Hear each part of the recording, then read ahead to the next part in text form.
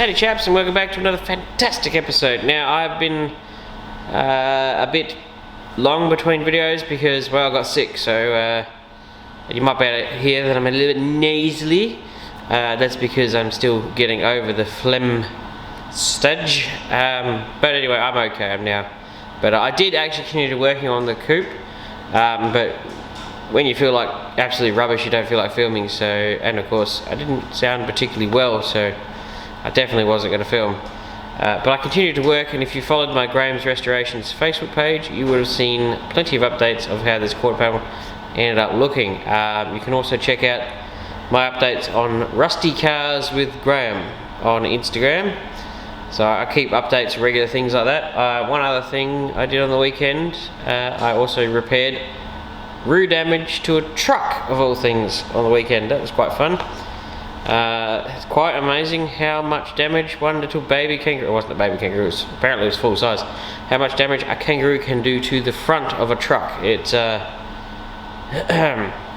quite impressive. But there was a big girder that runs on the bottom of the trucks, and it's the same sort of thing that's on the back of the trucks. You ever look at a semi-trailer and you look at the box, and then they've got this bar that comes down and goes, it's like that is solely designed for people who ram into the back end with a car, so that it actually stops. That bar is designed to impact with like the engine and the front cross member and stuff on your car to stop you from getting the top of the truck straight through the cab of your vehicle. That beam is very important.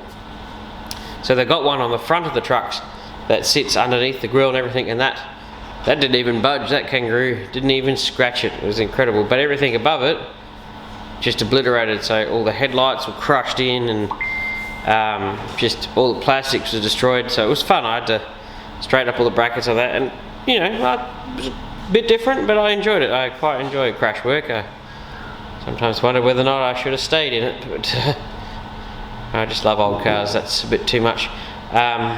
So yes, anyway, I'll show you what I've been doing here. Also, we made a sliver of progress on the Landau. I mean, some progress is better than none, eh? So we actually got the headlight sort of, I guess you call them buckets really. They're a box unit that's got the headlights that mounted them, and then I've got these little doors that flip up like an American car. So we've cleaned up all the bucketry and the main bits, so we're going to paint those today hopefully, and I'm going to start on some more rust for this. But what I will show you is what I've done to this since the last video, because you would have noticed that I cut it off right as I was tacking it in, because the rest of it's just, you know, just well grind, nothing overly exciting.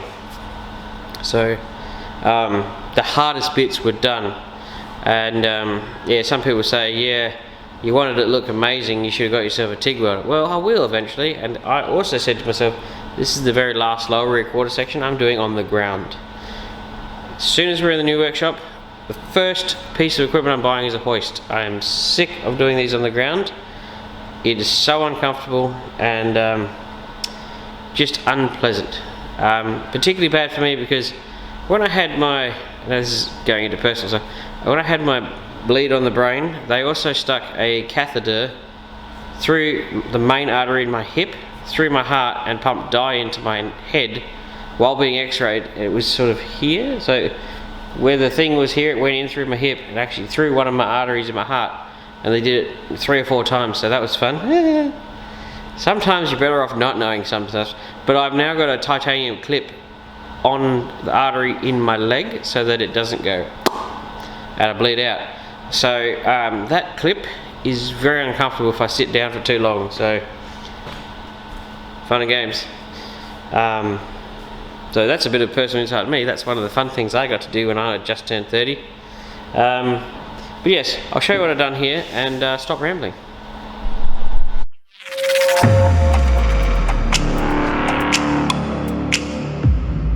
Alrighty kids, time to rock and roll. So these are the headlight buckets for the Landau. These are, oops, I'll get that off that. Oops, let's move that like that. So these are filler panels. They go on underneath the grille, well I guess underneath these really. On an XA Falcon, this panel is actually one piece. So on the Landaus, and I think maybe the LTD, the Fairlanes and stuff. It's like this as well, but I know that it's virtually the same panel on an XA Falcon that goes underneath the grille. So it almost just filler panels. So these were painted white. I've now guide coated them black because I mean they're painted, so I'm just going to rub them back and then throw some blue lightning over them. So I'm going to paint these today, hopefully, and hopefully it goes well. So I've just got to rub them down, take the gloss off them, and rub out with 800 grit all the little imperfections and whatnot. I did put quite an excessively large amount of primer on these because I knew that they needed it. Well, these had been painted, like, no joke, like 4 times prior, so we had to take it all back off, and I plastic primed it like crazy. I think I did 2 nice wet coats of plastic primer and then high build primer over the top, and it's absolutely beautiful. Also, I must say huge thanks to V Auto Refinishing because he gave me a massive shout out on his channel. I was a bit stunned by that. I was quite impressed. I was like, oh, that's kind of lovely. So I know he painted a Camry bar, and I know most people were like, you know, it's not the most exciting, but the information that he gave for the painting is invaluable. Like, you wouldn't believe how useful that information is. It doesn't matter what he's painting, it's the process and the information given while painting which is the important stuff. It doesn't matter what you're painting, you want to know the intricacies, and I wanted to know all that stuff, and I was very happy to see it, because painting brand new bars is something that is not that common. So, well, unless you're in a crash shop, then you do it all day every day, but you know, it's good to see it done right, if that makes sense. So these came up fairly well. Just got to rub them down slightly. They weren't amazing. These are incredibly rare parts. So this section on the headlights, I think they flip that way, and your headlights are hidden, and there's just a fake grille here to match up. So that's fun. So on the P5 LTDs and the Landaus, which are virtually the same car, but obviously one's a coupe and one's a sedan, they have hidden headlights, which is kind of cool. Not everybody loves them, but I do. It's about the only bit I like about them. Well, and I think I like the P5s more than I like the Landaus, I reckon. I just wish they didn't have that smaller back window. Anyway, I'll go over here, and I've done some minor bodywork because, well, I wanted to, but I didn't need to put much in, so I've just skimmed it through here. I've also, this is going to be hard because I don't have much light in here. I've seam sealed in here and stone guarded all up in here. See if I can get down with it. Hiya! Hang on. So this turned out fairly well. I noticed there was a couple of weird looking dents here, but that's because that's an original piece here, and I worked out it's because when they built the car at factory, the spot welder wasn't quite in the right spot, and as it's come together, it's actually dented the side of the panel. So when it comes time to be doing the bodywork, we'll have to tap those down. That's pretty common actually. If you're doing spot weld and you just miss slightly, has been known to happen. I will get a spot welder, a proper big spot welder one day, because it'll make jobs like this 40 times easier.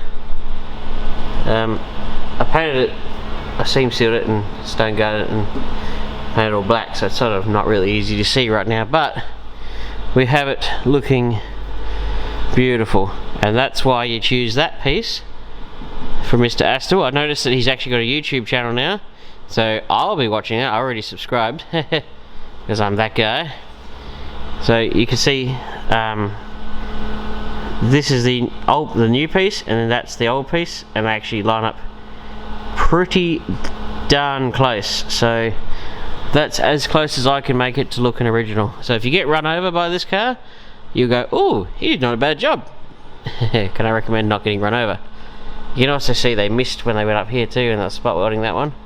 That's a bit low, and it's dented in. So whoever was putting this one together at day one might have been on the sauce a bit too much.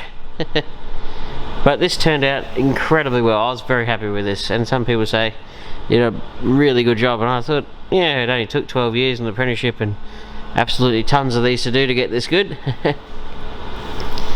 I don't even want to think about how many of these lower quarter sections I've done, and only nowadays are they starting to give you good ones. Trying to make the old ones fit is almost a nightmare, because I know the early style ones, this was a it was such a straight, it was like they just hammered a wonky line into it. It was just not good, where these are quite acceptable. And I mean, I had the reshape down through here a little bit, but this bit was great. Yeah, so it'll come out pretty good. Now today's task, let's get back off the floor, is this. We're going to start looking into, go over there chair, scooch around, going to look into this midsection of the wheel arch. So I'm going to do some exploratory cuts. I know some people just say cut it off and get into it, but yeah, I don't fly like that, so I'll just cut out what I need to for now and just see, and if I have to go a bit bigger I will. But it's good not to go hammer and tongs at things, just have some patience and finesse, as they used to call it.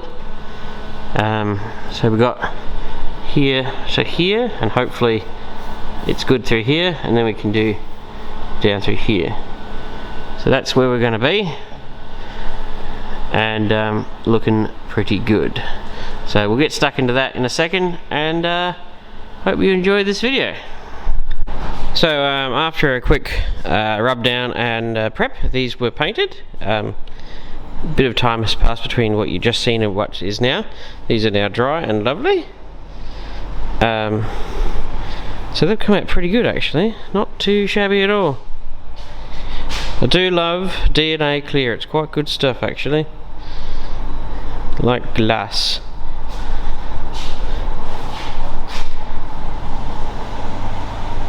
So we got some more parts of the Landau done, and in a very second I'm going to actually show you some work on the Falcon, on the coupe. I've just been momentarily distracted by this, so yeah, it's going to be a bit of an odd one today as far as video wise, but progress is progress on all the cars, and it's turned out rather lovely. Look at that, not too shabby. That's actually, oh, this is my favourite bit, it's all glossy and lovely. Off the gun, no polishing required, eh? Love it. And all I've got to do now is just slip the headlights back in, put the wiring on it, tidy up the doors, and obviously paint them, then reassemble and they go back in the car once we've finished the rest of the car. But not too bad.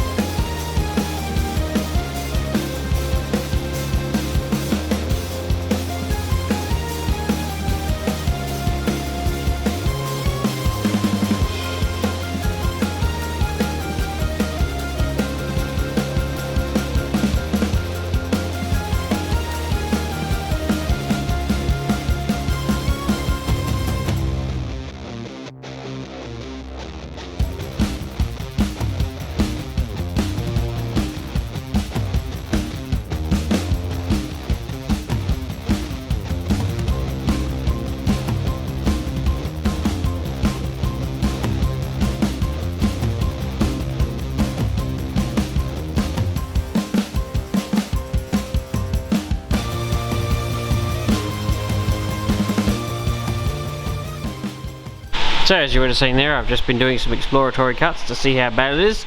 It's incredibly solid here, it's very solid here. We've just chewed out in the middle, but I have a suspicion that I'm going to be cutting most of this wheel arch out. I just have a feeling, you know, and you get those feelings, you just know. I wish it wasn't gone through here, but that's just luck of the draw. So what I might have to do is just slice down through here, whip that bit off, and see how much of the inner wheel arch is still good. Because I mean, I have that whole wheel arch section. I could technically replace it in one big lump, but I'm not going to. I'll probably go from here down to about here, I reckon. That'll probably be, and weld it through the flat, I reckon.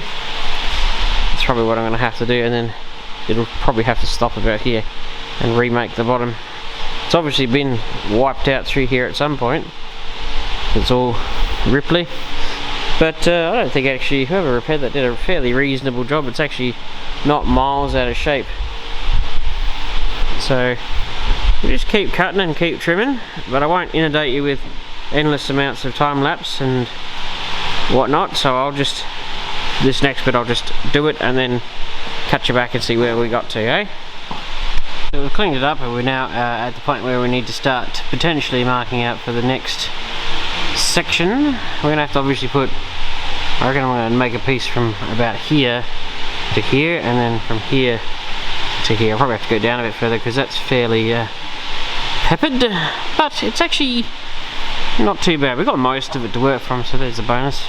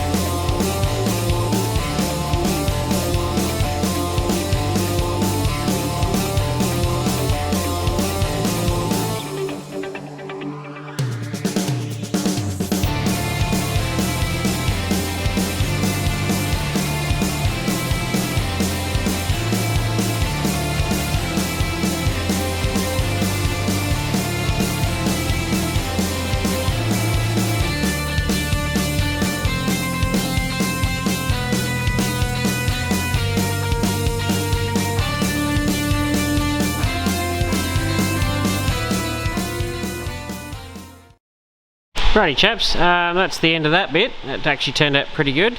Effectively all we're going to do now is do that and down there. So I will tell you that that section was quite literally just a right angle fold, and I stretched it across that up the sort of high bit and shrunk it on the bottom. That way it went like that and it actually curved out like that. So that ended up being pretty good, and I would recommend you make your piece and basically copy it, as in like sit it just above and make sure the two lines follow each other really well before cutting out the piece. And then what I did was obviously stuck it in there, copper sprayed around it, trimmed it, and then set it in there and then trimmed it a little bit more, and then boom, zap zap zap zap zap, job done. So I'm going to cut the video short here, just because I don't know how long it's going to be. It may not be the most entertaining thing out there, but I'm back, and I don't feel amazing right now. I still don't feel amazing from being sick, but we'll get into the next video and we'll do probably from here down to right here and actually install the top part of this wheel arch. Will be the next video if you guys are keen as mustard to see it. So thank you for watching. Don't forget to subscribe, it always helps out. And thank you to all the people who got us to 2,500. That was a pretty big milestone, so thank you all.